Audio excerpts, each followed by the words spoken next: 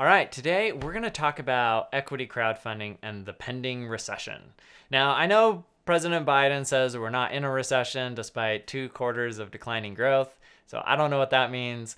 And I know there's a lot of speculation that maybe we won't head into one, maybe we will. What I do know is that things are different today than they were a year ago.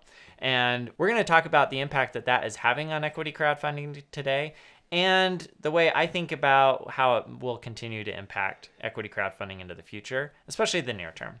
So first of all, let's start with some data. So according to King's Crowd, which is kind of the definitive source of data these days for equity crowdfunding grew a tremendous amount last year. It was a banner year for all the different platforms. Start Engine, Republic, WeFunder also saw record years of growth in their crowdfunding platforms. If you look at total amount raised on these platforms, it grew by 2.5x.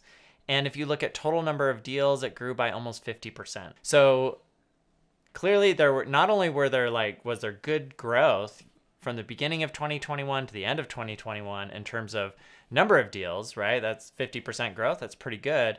But even more importantly, each one of those companies was raising a lot more money because total investment rose by 2.5 times. So clearly lots of growth, lots of money flowing out there, lots of people excited to back the next great thing. And you saw that with the stock market as well, hitting all-time highs. Well, what's happened since then? The stock market has, especially for tech stocks, has declined drastically. Some stocks are down 80-90% of their highs of 2021. And correspondingly, there's been a lot of inflation, cost of goods keeps going up, and people are starting to tighten in their belt when it comes to non-core spending, right? For things that aren't rent, groceries, etc. And one of those things is equity crowdfunding, unfortunately. If you think about equity crowdfunding, like the type of person that's investing in that space, they're probably doing it in addition to the other investing that they're doing in the public stock markets and so forth. Even some of the best angels out there, people like Jason Calacanis, recommend that you only allocate somewhere between 1% to 5% of your total investment budget to things like angel investing and venture capital and so forth, because it is so risky. Now, it's worth doing because some of these investments will generate 1,000 times return. And so if you were to put 1% of your investing dollars into an investment that ultimately returns 1,000 times, that will 10x your entire investment portfolio. But it's also super risky, and most likely you're going to lose your investment. And so ultimately what that means is that for a lot of investors, especially savvy investors, venture and angel investing and ultimately equity crowdfunding represents a very small part of their overall investing. And as they're tightening their belt and they're cutting down the amount of money that they're investing, that's going to have an impact on how much they put into equity crowdfunding. And that is exactly what you're seeing. And what you've seen is both have ultimately plateaued, both total amount raised as well as total number of deals on the platform. In fact, in recent months, it's declined by quite a bit on both measures. And I think that's really what you're seeing is the impact of inflation, the impact of uncertainty, right? When things are really uncertain, you don't want to double down into uncertainty. You want to look for safe havens, right? You're going to put your investment in bonds, maybe hold more of it in cash, although you don't really want to do that with inflation being so prevalent.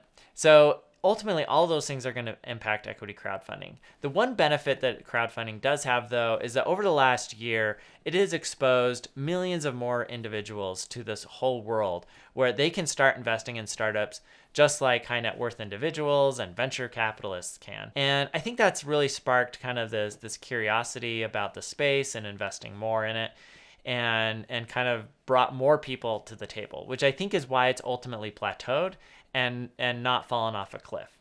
I think if this had happened a year ago even, or 2 years ago, the impact would have been far more drastic. But as equity crowdfunding becomes more and more well-known, both to companies that are looking to raise, as well as to investors as an alternative asset that they can invest in, it's really helped kind of stabilize the overall industry. My take is that most of these equity crowdfunding platforms are going to be pretty much flat year over year, with some maybe marginal growth. Just as they're able to attract a few new investors to these platforms. Okay, so what does this mean if you're an entrepreneur? Does it mean that you shouldn't raise money on equity crowdfunding? I don't think so. I think it's still like an interesting place to invest. I think you just have to be aware that it's going to be harder. It's going to take longer, and you're going to have a more interesting story to tell to convince investors to get on board. You also, in my opinion, should be really focused on how the cash will get you to break even so that you don't need to raise additional capital, because you really don't know if you're going to be able to. When I'm meeting with entrepreneurs today, regardless if they're raising on equity crowdfunding or if they're looking to raise from traditional venture capitalists, I'm recommending that they raise at least 18 to 24 months of runway, such that they won't need to raise additional capital for at least 1.5 to 2 years. Part of the reason for that is I'm hopeful that things kind of turn around in the next 12 months, but just in case they don't, you definitely want to have some buffer there. And then keep in mind, it takes most companies about 6 months from start to finish to close an equity round from traditional venture capitalists or even on the equity crowdfunding side. So you really want to have that buffer of time. What does this mean if you're an investor? Well, there's an old saying that there are more investors made during down markets than up markets. And the reason for that is because during down markets, there are lots of great deals. Now, you have to be really picky on the deals that you do, but you can get into some amazing valuations and some amazing companies. You just have to be disciplined and back companies that have a really great business. But the benefit is you'll have lots of companies potentially to look at. The other thing to keep in mind is that some of the biggest companies were started during the recessions. You look at companies like Airbnb and Uber, both of those were really started back during the last recession. And so you should be on the lookout for really innovative ideas where the timing is just right. You know, as I think about Airbnb, I just love it because it's such a great example in so many different ways. But if you think about during the last recession, what was happening? Well, people had bought these houses that they were underwater on, and they couldn't afford the payments on them anymore. And so they were incentivized to find other ways to make money off of their properties. The other thing that was happening at the same time is that people are getting laid off, or they were seeing their incomes cut, and they couldn't afford to spend as much on travel as they used to.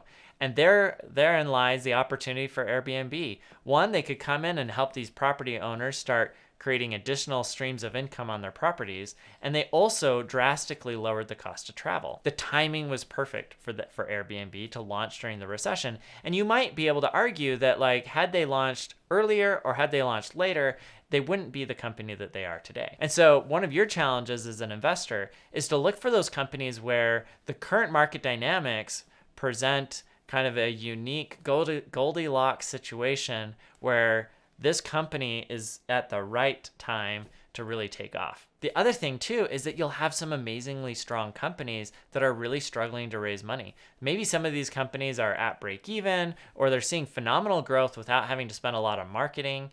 Or maybe they have really strong SaaS metrics. Whatever it might be, those types of businesses can represent really great opportunities because you can get into them at much lower valuations than you could have a year ago, 2 years ago, or even 3 years ago, particularly if they're in a tough spot where the business is really strong, but there's just a lack of capital. Ultimately, what do I think about the future of the equity crowdfunding space? Look, I think equity crowdfunding is here to stay.